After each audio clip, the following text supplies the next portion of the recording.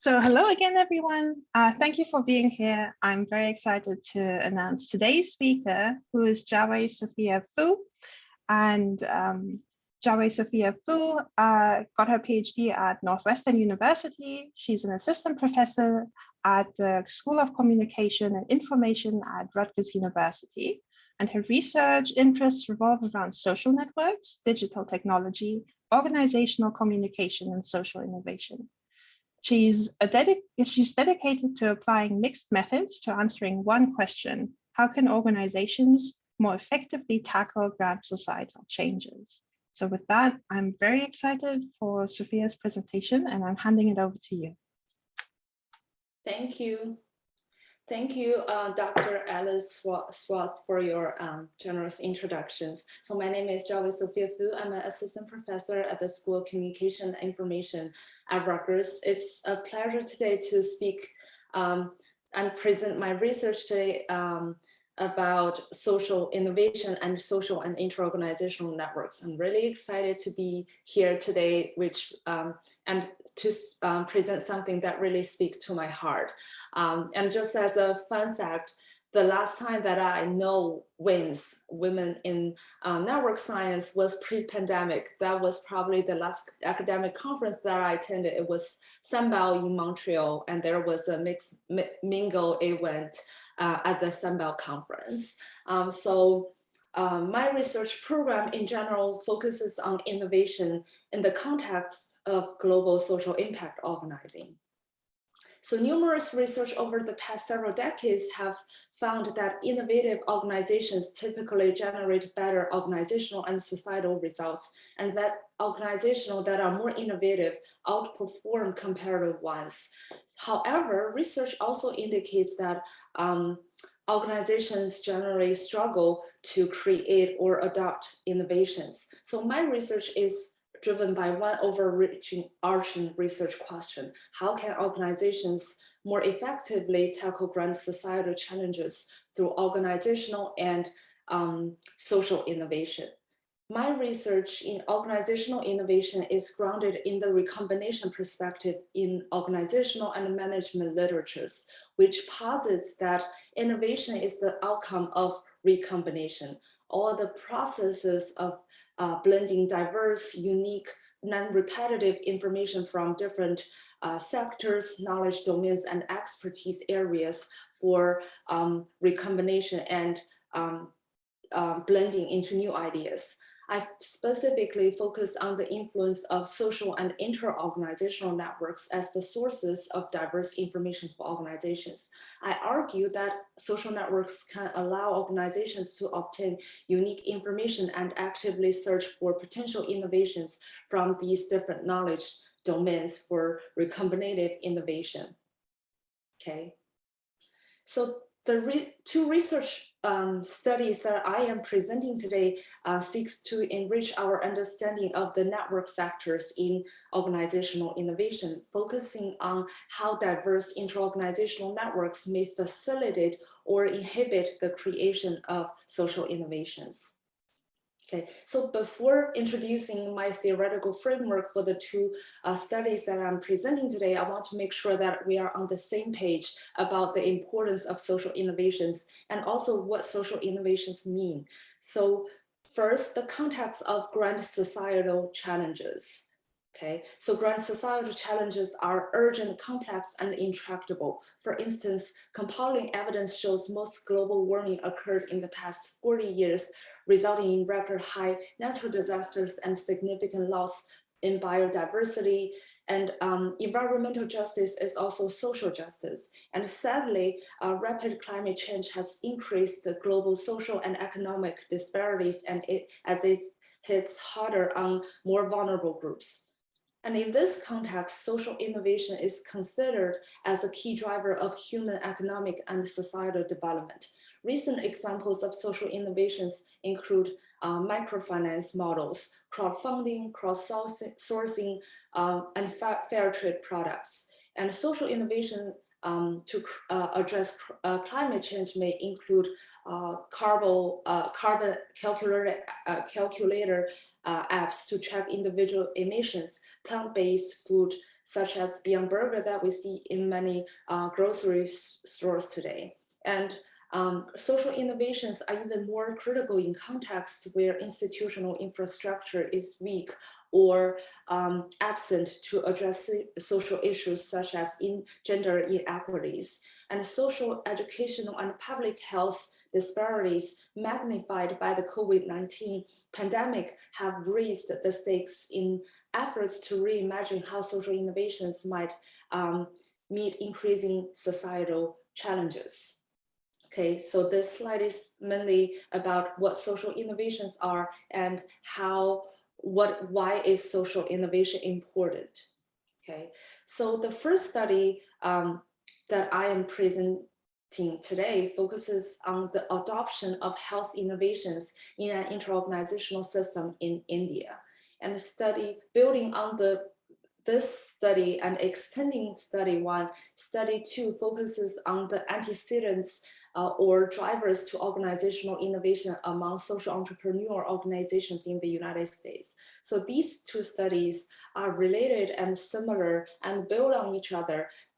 They are similar in the sense that they both study diversity in social and interorganizational networks and organizational innovation for public and social value creation. Okay. So in the first study on network factors, I used social information processing theory to understand social influence from advice networks and organizational social norms in collective innovation adoption of individual and organizational actors in an interorganizational social system. So this is a published work that's about 2 years old, and I really want to present this study first because it helps build up the study two that I'm presenting today. Okay, so the context of the first study is the global public health field, where one of the key challenges is scaling up evidence-based health innovations, or the use of health innovations successfully tested in randomized control trials by a larger population. Although health innovations are available to address many health issues, such as the use of chlorhexidine to reduce neonatal infection, as shown in the picture, the access to and delivery of these health innovations has been ineffective. So this research is motivated by one question: what factors influence local healthcare providers' adoption of these health innovations if they are available, and what might be some inhibiting factors that inhibit or preventing these health agencies from adopting these health innovations. Okay, so in this research, we simultaneously examined the decision-making mechanisms of organizational decision makers whose innovation adoption decisions represent their organizations, as well as the adoption mechanisms within these organizations by individual members in an organization whose adoption decisions represent individual ones. So taken together, we contend that innovation adoption decisions on behalf of an organization differ from the decisions to adopt an innovation in one's own work. Essentially, organizational decision makers make innovation adoption decisions on behalf of their organization. So their innovation adoption decisions have organizational consequences, whereas individual decision makers make innovation adoption decisions in their own work practice. So their innovation decisions represent individual ones. So in the visualization here, I purposefully choose the individual with the tie to represent organizational decision makers and leaders, whereas the figure, the person without a tie represents a regular employee of individual decision makers. Okay, so to simultaneously study individuals and organizational actors, adoption of health innovations and their evaluations of potential innovations, and highlight the social influence within organizations and across organizations in this inter-organizational system, I draw on two theories of reasoned action and social information processing theory. So first, according to the theory of reasoned action, behavior is directly determined by behavioral intention, and behavioral intention is further a joint function of attitude and subjective norm. So subjective norm describes perceived social pressures and expectations from significant others and important reference in one's social networks and organizations, such as their supervisors and co-workers. And further, I argue that social information from one's work environment and their social networks serve as the sources and basis for conscious evaluation in the processes of innovation adoption. So the first two hypotheses suggest that co-workers and advisors' attitudes positively influence individuals' attitudes and behavioral intentions to adopt health innovations. Okay. Further, while hypothesis 1 and 2 are about the magnitude of co-workers and advisors' attitude, I further examine the heterogeneity in the co-workers and advisors' attitudes. So hypothesis 3 and 4 examine the variance in those attitudes. I hypothesize a negative relationship between heterogeneity in advisors and co-workers' attitudes on their own attitudes and behavioral intentions. Because greater heterogeneity significant signals uncertainty, controversy, and potential ambiguity and conflict. So individuals might want to avoid this kind of ambiguity and uncertainty. And finally, I contend that the influence of these social information on organizational decision makers and individual decision makers are not uniform because their innovation adoption decisions may have individual or organizational consequences. So hypothesis 5 suggests that decision-making status would moderate the relationships between social information and individuals' reasoned action processes as hypothesized in hypothesis 1 to 4.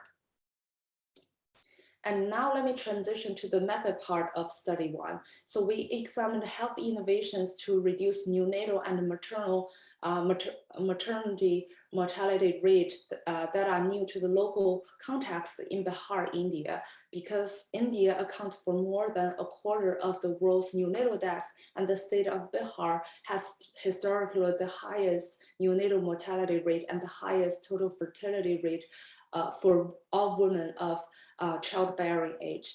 And we conducted surveys using face-to-face interviews with key innovation adopters in this context. That is government healthcare workers working in the state health system of Bihar. And these surveys were conducted with the help of local research institutes. So we had a complete roster of all government healthcare workers in Bihar, India. And in total, we interviewed almost 10,000 government health workers, which accounts for about two-thirds of the total population of the healthcare workers in this region. And we asked each individual their own attitudes, their subjective norm, and their behavioral intentions about each health innovations to be adopted in their organization. And next, for decision-making status, it indicates whether individuals has the authority to decide whether their organization would participate in the state Bihar health program to adopt various health innovations. So we asked each respondent to identify all the decision makers, including themselves, responsible for deciding whether their organization would adopt each of the 4 health innovations in their organization. Okay, and then for each respondent, I first identified their organizational affiliation and then calculated the average attitude and heterogeneity in the attitudes of all members affiliated with that organization. Again, based on the surveys of all others in their organization. So in this research, as compared to previous research studies, co-workers' attitudes are actual attitudes collected from the same surveys, as opposed to estimated or projected attitudes that these respondents estimate or perceive from based on their own cognitions. Okay. And last, we also use the name generator network approach to map each individual's advice networks and calculated the average attitude and heterogeneity of those attitudes of their advisors, again, based on the surveys of those authors in their advice network. So just as the figure and the visualization illustrate here, actually 90% of individuals' advice networks span across organizational boundaries. So they actually represent a source of inter-organizational social influence. And finally, to account for individual differences, I also include other control variables in the structural equation models, including their gender, previous experience, the rank and the age of these healthcare workers, and the number of authors in their advice network. Okay. Now let me transition to the results part. So the structural equation models review distinct social influence mechanisms for individual versus organizational decision makers. Although co-workers and advisors' attitudes positively influence both organizational and individual decision makers, there are some differences in the magnitude of those influence. So first, perceived co-workers' attitudes had stronger effects than advisors' attitudes for individual decision makers. By contrast, advisors' attitudes exerted greater influence for organizational decision makers. Okay, so advisors' attitudes for co-workers' attitudes matter more for individual decision makers, and advisors' attitudes matter more for organizational decision makers who have more authority. And moreover, the results suggested that higher heterogeneity in advisors and co-workers' attitudes was related to less favorable attitudes and behavioral intentions for individual decision makers. Okay, so a negative relationship in the heterogeneity of co-workers and advisors' attitudes for individual decision makers, but heterogeneity in co-workers and advisors' attitudes did not influence organizational decision makers. So in summary, these results suggest that organizational decision makers who are in the position of power and authority, they adopt innovations when their advisors think highly of these innovations. Okay, so the heterogeneity in the attitudes do not matter. And by contrast, individual decision makers do so when they believe that people who are important to them in their organization approve these health innovations. And also when their co-workers and advisors have more homogeneous attitudes about proposed health innovations. So they do care about social norms and the collective attitudes of their co-workers and their advisors. Okay. So these findings have important implications for designing communication communication strategies and network interventions, scaling up evidence-based practices in general. So first, to influence the top-down organizational adoption of innovations, the results suggested that advice networks are crucial. So some interventions to influence advice networks include mapping advice networks in organizations and across organizations, seeking the support of key hubs of influence in the advice networks, and then hold field configuring events such as conferences to catalyze network rewiring. And the second, the results suggested that to influence individual adoption by individual decision makers, a key aspect of implementation in any organization, the social norms of the organization have to be influenced. And in this case, interventions should focus on generating collective understanding of proposed innovations within an organization. And some interventions designed to target these efforts include generating collective understanding and developing communities of practices within organizations, telling positive stories and advocating for the usefulness of these health innovations, and then finally leveraging existing networks and relationships among individual decision makers. Okay, and finally, I will highlight 3 theoretical contributions of this research.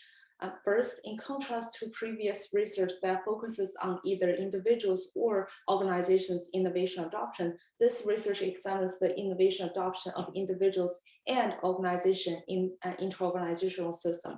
So this study reviews 2 distinct social influence mechanisms underlying individuals and organizational actors' innovation adoption across 2 different types of positions within the organizational hierarchy. And second, this research presents a holistic picture of the social influence embedded in an individual's work environment and social networks. So it highlights both the influence of advice network and also their work environment. And finally, this research highlights the importance of examining heterogeneity and diversity in one's social networks, as opposed to a focus on the tie strength only. So it focus or the magnitude of those social network ties or strength of those ties, right? So it motivates me to examine the influence of interorganizational network diversity on key organizational outcomes in my subsequent works, which I am going to study in, which I'm going to present in study 2. Okay. Okay, so as shown in the first study, network diversity and heterogeneity may influence organizational innovation outcomes, and extending that line of research, I provide a richer account of the impact of network diversity on organizational innovation in study 2. So this paper is in the final stage of editing, and I'm really excited about sharing it with you and welcoming any feedback, questions, and comments. Okay, so as mentioned earlier in the introduction section and the overall theoretical framework of my presentation, researchers typically take the recombination view, based view to understand organizational innovation, which posits that innovation is the processes of blending diverse information and unique, non-repetitive knowledge to develop new ideas. It follows that organizations that have access to more diverse information may be more innovative. And in this line of research, based on the research of scholars from the nonprofit, public administration, sociology, and organization and management scholars, they have highlighted the value of cross-sector partnerships to catalyze social innovation. Cross-sector partnerships refer to the collaborative arrangements among organizations in the business, public, and nonprofit sectors. It suggests that cross-sector partnerships allow organizations from different sectors to share unique information, complementary skills, and expertise, and distinct capabilities, which are critical for interactive learning and the collective development of social innovations. And in summary, the literature review and the combination of this body of research suggests first, diverse network ties may help knowledge recombination, and then which may also help foster social innovation to tackle organizational and societal challenges. Okay. It's not surprising then that many studies have examined the relationship between network diversity and organizational innovation. However, findings in this line of research have been mixed. While some studies suggest that more diverse interorganizational network ties foster organizational innovation, others have found a curvilinear relationship, an inverted U-shaped curvilinear relationship between network diversity and organizational innovation. And upon a closer look at these different studies, I realized that one of the reasons for such inconsistent findings is that different studies examine different dimensions of network diversity, such as collaboration type or organizational type, expertise area, strength of ties. So I argue that we need to systematically examine the effects of different dimensions of network diversity in one study to resolve these conflicts so that organizations can identify how to build networks, diverse networks to maximize their social innovation potential. Okay, so to advance theory and empirical research in this area, in this study, I take a network portfolio approach to examine the impact of 3 dimensions of ego network diversity on organizational innovation. Network portfolios describe the relationship between organizations and other organizations based on a diverse, robust set of network measures. The premise of this line of research is that different relationships serve different purposes, which may require different efforts and cognitive energy, which may impact their collaborative goals, and such as organizational innovation. And for this study, I delineate 3 dimensions of network diversity that have been linked to organizational innovation in the previous research. So these 3 dimensions are duration, tie strength, and collaboration type.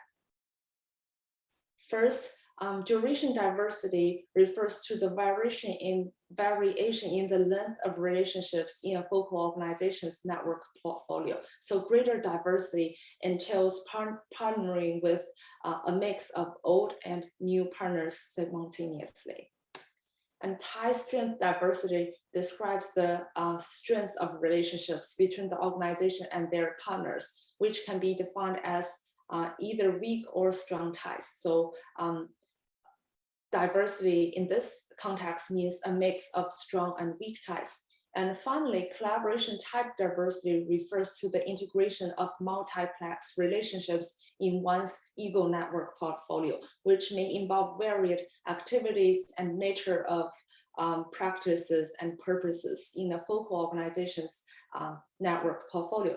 And the different types of partnerships, such as organization integration, information sharing, certification, differ in the types of collaboration value created, including associational, interactional, or transferred resource. So they may have different types of benefits for the focal organizations. Okay. So just as a summary of the hypothesis and the theoretical frameworks of study 2, based on the literature, I hypothesize inverted U-shaped curve linear relationship between network diversity and organizational innovation. So hypothesis 1 suggests duration diversity is in an organization's network portfolio is related to organizational innovation in an inverted U-shaped curve linear fashion. And similarly, hypothesis 2 and 3 suggest tie strength diversity and collaboration type diversity each had an inverted U-shaped curve linear relationship with an organization's innovation. And further, research suggests review the different dynamics when organizations collaborate with organizations from the same sector or different sectors. So organizations may typically seek to accomplish different goals and are subject to different types of dynamics and communication processes and experiences. So I further seek to understand the relationship between network diversity and organizational innovation based on the type of organizational sector of their partners.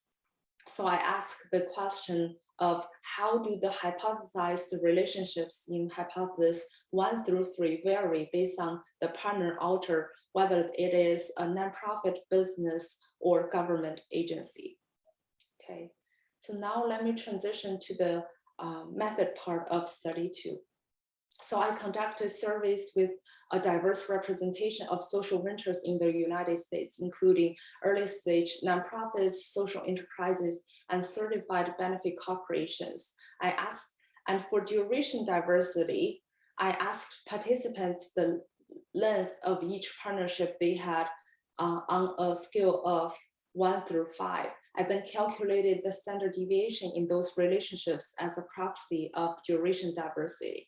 And similarly, for tie strength diversity, I first asked organizational leaders to indicate the frequency of interaction and perceived relational closeness for each collaboration partner that they listed in the network questions and then ask them to ask these questions about tie strength on a scale of 1 through 7. I then calculated again the standard deviation in those relationships as indicators of tie strength diversity. And finally, for each collaboration partner that they listed, participants were asked to characterize the type and nature of their collaboration activities based on the review of existing collaboration typologies in nonprofit, business, and public sectors. Okay, so these are the measures for the network diversity. And as part of this project, I've created some novel measures to measure social innovation, which I will provide some details in the next slides shortly. So this is the dependent variable of this study. And further, as you can expect, the analysis also included 8 control variables, such as the organizational size, their age, their revenue, their ego network size, and their organizational type. Okay, so now let me talk about the dependent variable in greater detail. Okay. So during the survey, organizational leaders were asked to describe the most innovative social innovation ideas their organization had created in the past 3 years. And after the survey, the survey data collection is completed, I then invited program officers from 3 foundations in the United States, such as the Aspen Institute, to serve as experts to evaluate these social innovation ideas on a scale of 0 to 10.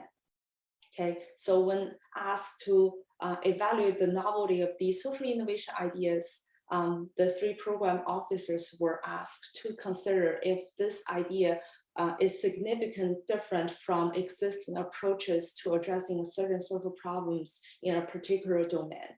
Okay, so 0 means not novel at all, and 10 means really novel, radical innovations. And as audience, you're probably curious how innovation ideas from the survey responses look like.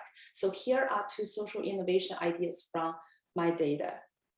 Okay, the first one, this is the first one, and then this is the second one.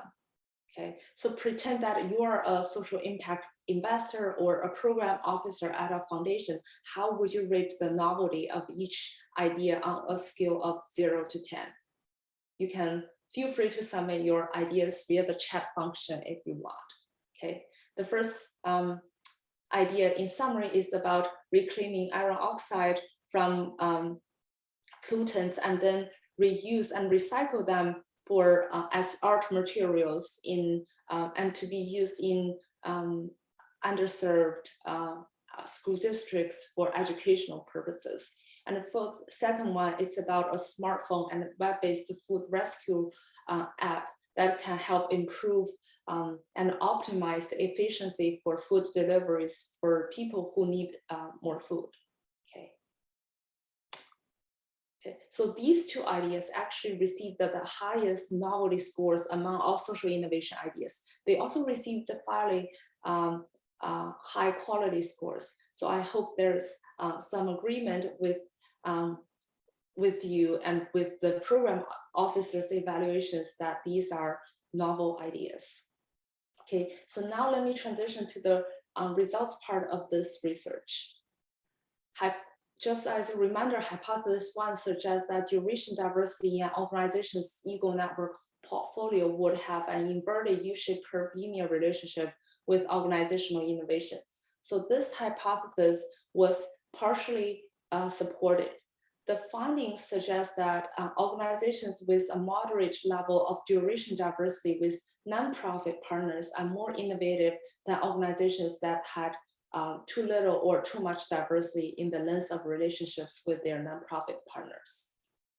Okay, and as just for recap, hypothesis 2 and 3 suggest type strength diversity and collaboration type diversity each has an inverted U-shaped curvilinear relationship with organizational innovation. These two hypotheses were both rejected. Okay, so looking at hypothesis 2, the results suggested that contrary to my hypothesis, the relationship is not inverted, and it's actually just a U-shaped curvilinear relationship. So this research actually shows that organizations with a moderate level of diversity in tie strength with government partners tend to be least innovative, whereas little, or in this case, actually maximal diversity in tie strength with government partners would contribute to the greater level of organizational innovation. And similarly, hypothesis 3 was also rejected and also is instead a U-shaped curvilinear relationship. Again, this suggests that innovation capability tends to decline with an organization's initial attempts at network diversification in different types of relationships with their business partners. But after an organization reaches a threshold of network diversity, they may experience positive innovation from further diversification efforts, and hence may help them improve their innovation capability and reap the benefits of diverse network typologies.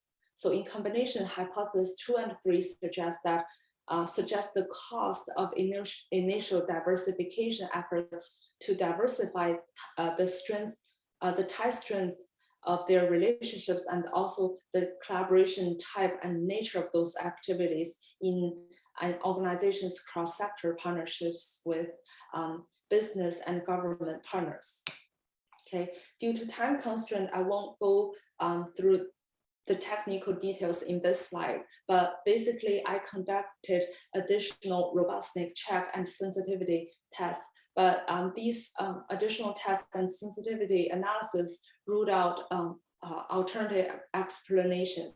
So for instance, I also conducted analysis to control for the textual effects of those social innovation ideas, because some people may argue that program officers evaluated those ideas solely based on how they were described or the word count of those descriptions. So I included those variables in the analysis, and the results have remained consistent with the results reported in the presentation. And similarly, I also modeled the novelty scores using alternative measures, and these results have remained consistent and robust. Okay. So just as a summary, this research makes 3 contributions to the study of cross-sector partnerships, inter-organizational and social networks, and organizational innovation. First, in contrast to many prior organization studies that primarily focus on the determinants of business innovation, this research contributes to our limited knowledge of the drivers of social innovation for societal well-being and public value creation. And second, this research answers the call to more vigorously understand the impact of different dimensions of network diversity on organizational innovation, contributing to our richer knowledge of the link between interorganizational network diversity and organizational innovation. So the fine-grained delineation of different dimensions of network diversity offers theoretical advancement and empirical comparisons for future network and organization studies about network diversity and organizational innovation.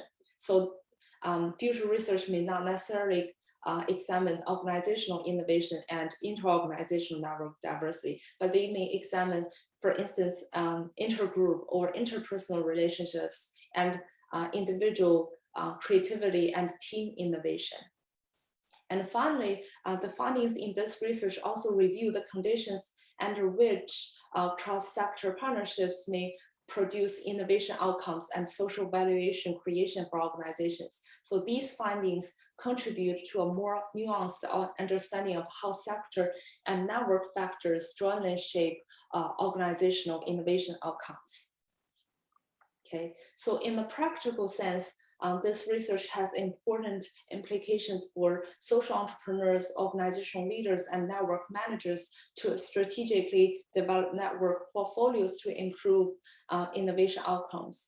Overall, the results suggest organizational leaders need to purposefully select their partners and design their ego network portfolio diversity accordingly. Specifically, the findings of this research suggest that organizations should maintain partnerships with old nonprofit partners, but also actually develop new partners with nonprofits.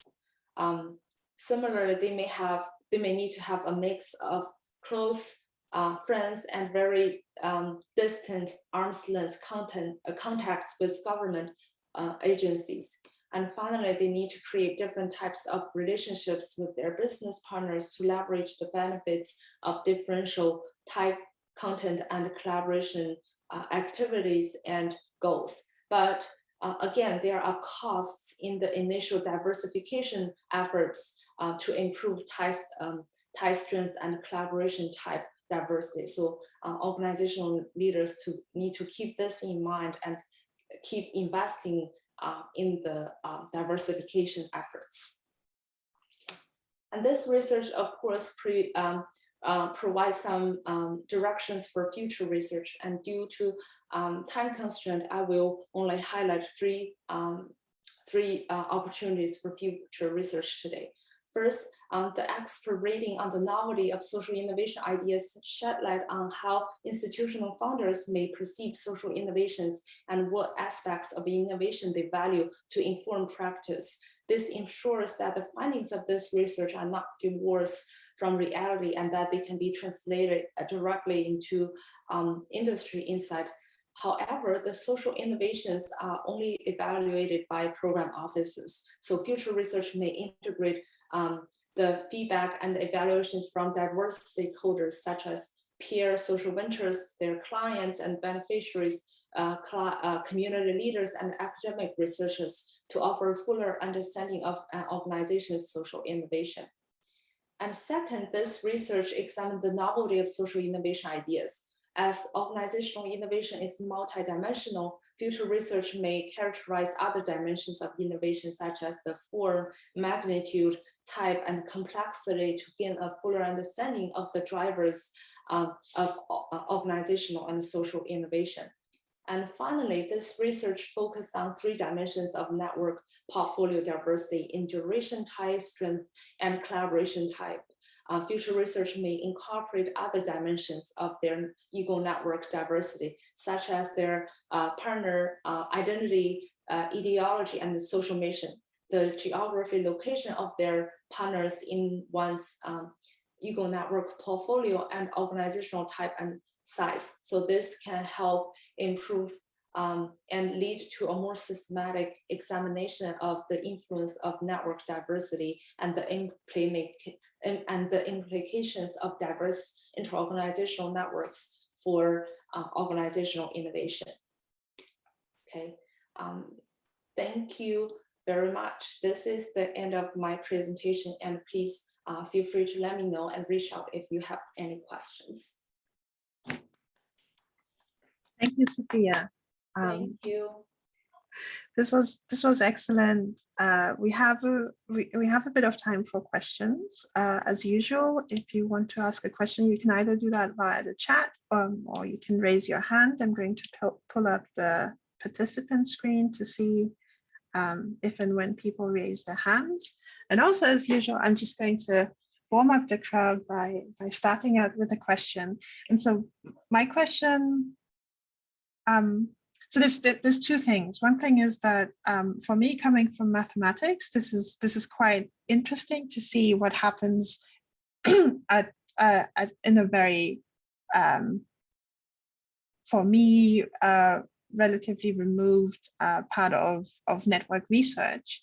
And so, for example, when we abstract social networks, a thing that we like to do is kind of to think of social ties as all being more or less the same, and individuals being more or less the same. So this is really fascinating to see that you have different effects governing the dynamics for different types of interactions, and that some of them, like for the individual and the organizational decision making, you have basically these very different dynamics of does kind of the entire group that you're in play a role, or is it more the people that you look to for advice?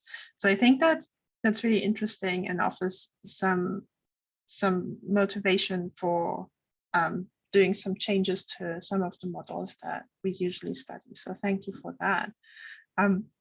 The other, the question that I have is about the changes that you can see in these networks. So you talked a bit about the lessons that we can learn from your research in terms of how to structure or how to plant relationships that can help organizations become more innovative.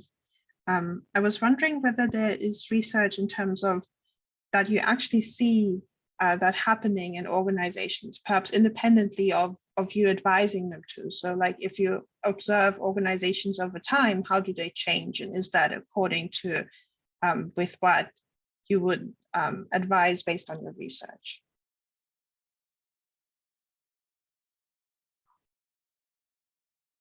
Thank you, Alice, for your questions. Just to make sure that I understand your question. So your question was, I think, asking about, suppose that I have the opportunity or resources to observe an organization or some organizations. Do I see changes and have the opportunity also to develop network interventions, right? How do I see the changes happening in those organizations? Yeah, I guess it's kind of like in terms of like when you see an organization change over time, does it change in like a way that you would advise it to change, or does it naturally change in a different way and you would advise it to change in yet a different way based on your research? That's thank you for the question. This is really a great question for a couple of reasons. First, in social science, in my field, I'm not generalizing this to social science, but in the research that I conducted, few researchers have examined network evolution or network changes because it takes a lot of time, resources to observe and to keep up with those networks, right? So so that's first. And the second reason why this is a great question is in the limited research on network evolution and change, some people have studied using more qualitative approaches, like using interviews. And there are also changes like for using digital trace data. More recently, people have been studying how the creation, maintenance, and dissolution of network ties in those social networks in the digital space. So again, going back to the comment that you have about there are different nature of ties. So people are trying to see the nuance of those relationships, and if there are different mechanisms that may govern different nature of ties, how they change. And actually, in one of my research, I used a longitudinal data, and I actually used RCNA, the simulation investigation of network evolution method to study the formation, the maintenance, and the dissolution of network ties within an inter-organizational network of environmental nonprofit organizations in the United States in the trader space. So what I found is that they are symbolic ties. So this is a little bit different from the research contexts that are presented today, because these are more offline ties based on information exchange and some collaboration relationships. By contrast, the network evolution that I studied is more about symbolic and representational communication ties, meaning that those relationships exist more so to be communicated to the general public as opposed to sharing information among those partners. So because of the different nature of those different ties, so one's more substantive, more affinity based or collaborative based, as shown in the two studies I presented today, versus the more symbolic representational ties that have studied earlier. Definitely have different different dynamics and approaches. For one, for representational symbolic online networks, organizations tend to dissolve ties if they don't find higher status organization. So they put it the other way. They tend to maintain ties with higher status organizations, so that it's a symbolic gesture of I am affiliated with reputable ones, so I can also gain social influence, visibility, and reputation, and I am also legitimate. But it remains interesting to see how networks evolve and change in an offline setting. And I think that's actually also one of my research goals, hopefully in the next couple of years, because again, it takes a lot of energy and resources, and I'm hopeful that I can do some really exciting and fancy longitudinal network studies in the offline settings. That sounds super cool. Thank you. Thank you. So Francisca says she has to leave, but she's learned a lot.